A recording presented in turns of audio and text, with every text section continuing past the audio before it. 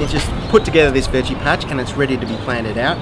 Now there's two ways to go about it. You can either sow seeds or you can plant little seedlings. I'm just going to cover off on how you actually go about planting seeds. To begin with, there's two types. You can either directly sow into the garden bed, and there's certain varieties that are suited to that, things such as beans, pumpkins, beetroots and carrots, or other varieties that actually prefer to be propagated in little propagating trays and then planted out once they're a little bit more mature. To start off with, I'm going to show you how to directly sow some seeds. These are pumpkin seeds.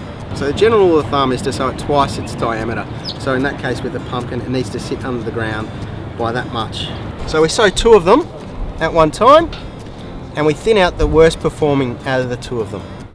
Now I'm just going to show you a quick example of some smaller seeds. And what you do, for example, with some carrots, which we have here. You can do this simply by creating a drill, or a small little trough, spread them out accordingly. But as they're very small, they only need to be pretty much just a little bit underneath the surface so the wind doesn't carry them away. And then you just backfill, tap them in and give them a good water. Some varieties of seeds actually call for being propagated into little seedling trays.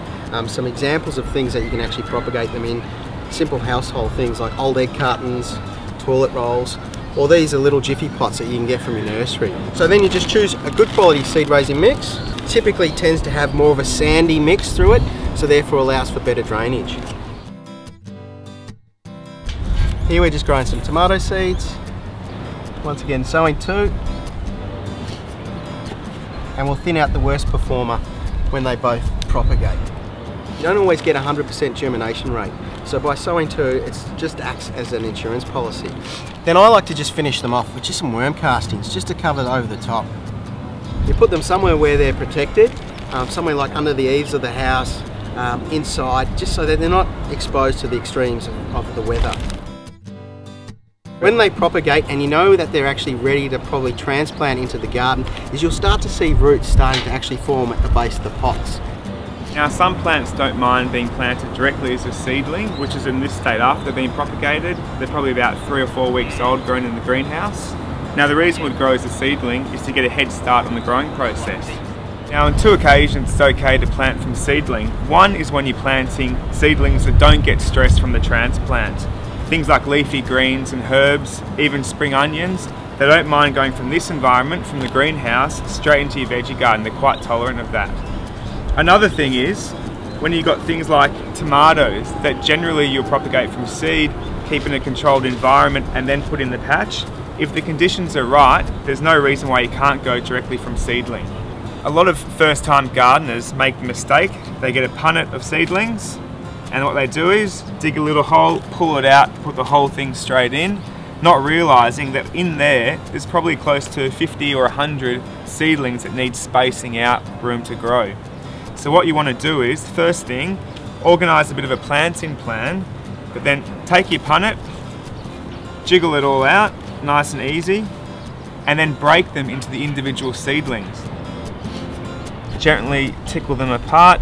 Now don't be brutal, but they don't mind being roughed about a bit, and all that excess growth that you can see around there, doesn't hurt just to pull that off and just allow the main roots to remain.